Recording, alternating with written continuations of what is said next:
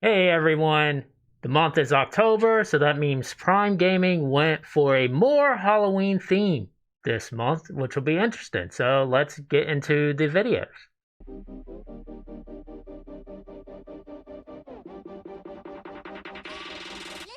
Alright, sorry about that. I could not keep the mask on the whole time because it sounded muffled, and actually the elastic broke. I like the Payday 2 mask, that's where it came from when you bought the collector's edition. Didn't hold up through the years. But anyways, let's get into these games. The first game is Silver Chains, which came out last year actually, and got a Metacritic review of 51.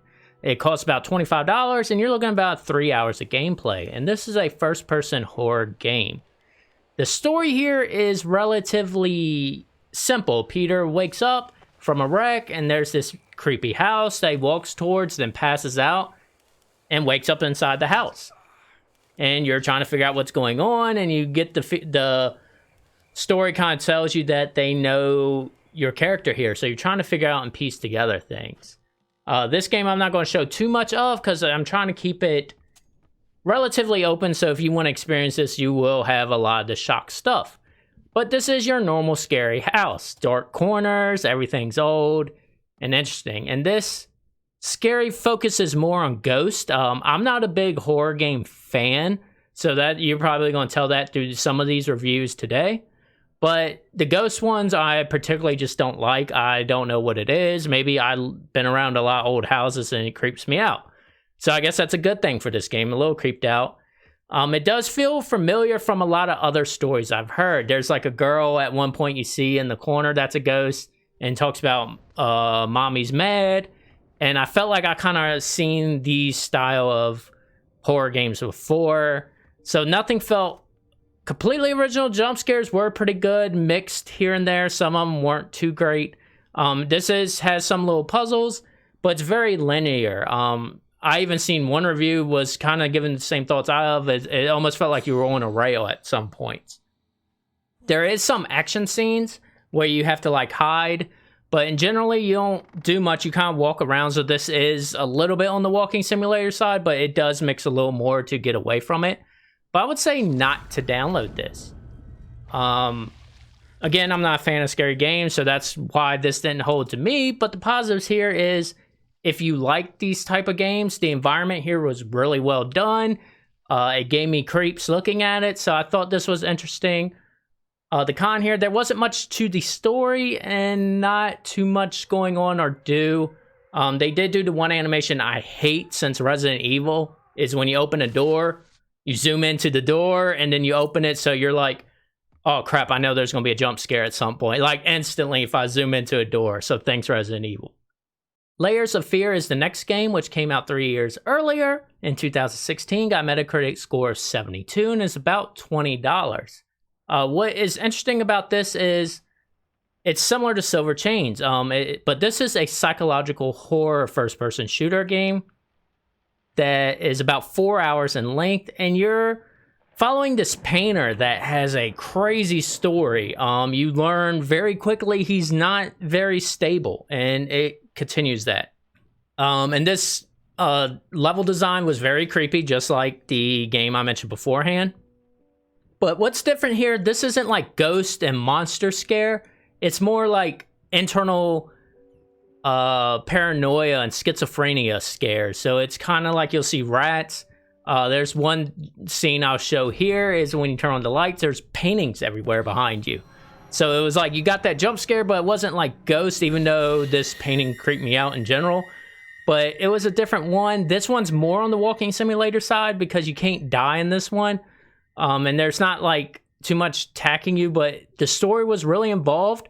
And actually this one I'll give a download. And this is something bad to do generally in reviews anyways, but the reason the big download here is I played the Silver Chains and this one was just better. So if I had to pick one of these to be more fair to the audience, Layers of Fear would be the one to download. So that's why I gave it the download.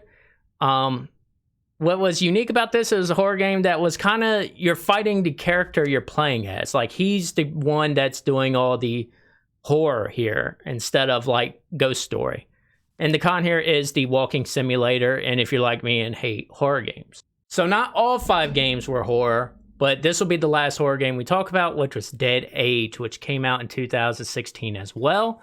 And got a Metacritic score of 45 and is $35 and runs a time of 23 hours. So you have some gameplay here, and it's a survival RPG.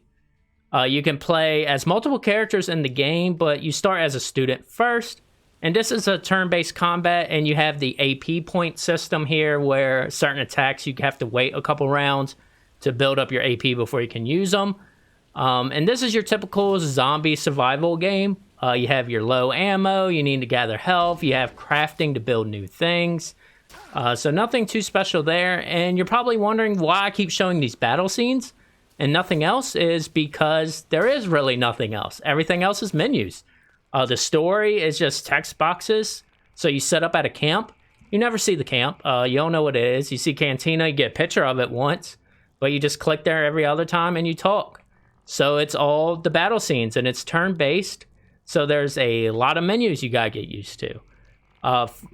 And the reason for a lot of that is why I said not a download. There wasn't enough here to hold my interest. I felt like we already been through the zombie stuff a bunch of times, so now I really just have a turn-based RPG game with menus, and that just was a big turnoff for me. There is an iPad version for this, which I think is a better fit, actually. I could see playing on the iPad with this and just clicking through menus and kind of not paying attention, like something else is on TV, stuff like that would better suit this game. But the pros here is it is a survival RPG with consequences, so you can only save every day. You can't just save like all the time, so whatever you make sticks with you, and I kind of like that they enforced that.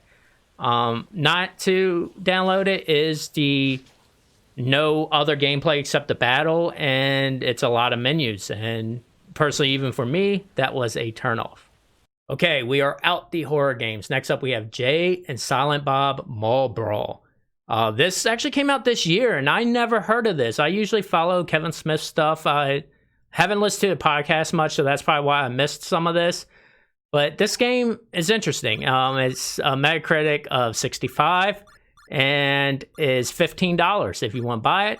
I found it's about 3 hours. I didn't complete this one, but it's 9 chapters, and I got to the few chapters relatively quickly. And this is a normal side scroller. This is a companion game to a new game coming out that is Chronic Blunt Punch. So that was an interesting story here. And through the gameplay, you could tell this is a very NES-looking game. I have this borders. It's set in this 4-3 type scale, and this fighting reminds me of a lot of NES games of the time, and that was interesting there. So you can play as Jay or Silent Bob, and you can switch between them during the game, which I found cool. And you kind of share these characters, so when one dies, the other one comes back, and his health regenerates, so I guess you can mess with the amount of lives you have that way. But I didn't know that until later on, so now if you get too hurt, you can switch and continue on that, and that helps with the kind of difficulty of the game. I don't know how to describe the difficulty of the game other than it's difficult as the NES games this copies. So it's just like figuring out how to line up punches and getting used to that, because like you don't want to be surrounded because you don't really have a block and you get beat up, so you always want to get on one side of the opponents and kind of catch them both in a combo. And now you're probably wondering, like, this does look like it came out for Nintendo, and actually, it is a Nintendo game you can actually purchase. Well, not purchase anymore, but when they were making the crowdsourcing for this, you could actually put in to get the actual NES cartridge, and you could play this on the Nintendo. You can find them on eBay for like $100. I wouldn't recommend that, especially since you can get it for free right now legally. But yes, this was a 2020 Nintendo game, and I find that very, very fascinating. That wasn't added to the review, just to make that clear, but I wanted to bring that up as I found that just interesting that they're still making Nintendo games today. There were fun levels that were based off a lot of the movies, so if you watch a lot of the Jay and Silent Bob or just Kevin Smith stuff, you're going to get a lot of references, and it's overall fun on that. So I'm going to say a download. And the reasons for me, the pros were, I like Kevin Smith stuff, so it's fun to play if you just like Kevin Smith, Jay and Silent Bob. you're going to have characters that you recognize, and it has just their comedy stuck throughout it and between the cutscenes. And it's a new retro game. This is legitimately a new old game, so it was interesting. The cons here is if you hate that Nintendo style, like this does run on a Nintendo, so it has a lot of limitations that they had to do. But yes, it will be frustrating if you hate that. Last up, we have Surf World Series. Came out in 2017. The only good review I could find was a 65 from a console edition, and it is $15. And the length here, there is really no length. You have like 44 challenges, and they promote the online here. So I didn't really find like a story or anything like that. So not really a length here. And this is a surfing game by the title. Similar to a lot of other stunt games that you probably played. If you remember Kelly Slater's Pro Surfer, you'll probably know a little bit what this game is like. But it's similar to Tony Hawk if you were unfamiliar with that. But it adds realism to it. So you're not doing insane air or nothing. You're actually a little more realistic, but it is simple gameplay, which I did enjoy that. So basically you're trying to set up combos. Like go through the air, surf the top of the wave, go inside the wave, and doing certain cuts. And you can have simple grabs, or you could preload. So while you're riding the water, you can set up this 3-button combo to do a big move, and you can set up rotation. So that was kind of cool. There's only 5 locations and 6 surfers with customized clothing. I had fun for a while, and building up combos was kind of fun. But the problem I had with surfing games, I played a couple of them before in my life, and they just get old. And the problem is, I guess the fundamental thing of surfing is you're just on a wave. So your level is literally a wave, and you only have like the tunnel side, and the other side is the end, and that's kind of what you get. You can change the backgrounds, but at the end of the day, you're on a wave. And this is like a weird fault of this genre. Like, this one does help a lot, but I would still say not download it. If the pros here is if you are a surfer, I think this is one of the best surfing games I did play. I like the realism. Like, a lot of challenge was to get a certain height, and you actually had to work to get those heights. And the combo system's pretty cool, and you can go online and try to challenge people with combos. So there was some longevity here. The cons here is it just gets old fast, and this is a general problem I always had with surfing games was I could have some fun, but at the end of the day, especially this one, only have 5 locations and waiting for waves and hoping to get the big wave. But that's realistic, but for me in a gaming, that just kind of gets old. So there you have it. We went through 3 horror games, Jay and Silent Bob, and surfing. I don't know how Jay and Silent Bob and surfing got in there, but I'm kind of glad Jay and Silent Bob, because that was one of the standouts in Layers of Fear. If I had to pick one of the horror games, that was more the standout. If you like the horror games, definitely try Silver Chains. That one like didn't appreciate me, but if you do like horror games, I could see where this would have a standout. And in general, people rated Silver Chains lower than Layers of Fear like I did. But if you do like it, Layers of Fear, you probably will like the Silver Chains. Other than that, I don't have much more to say.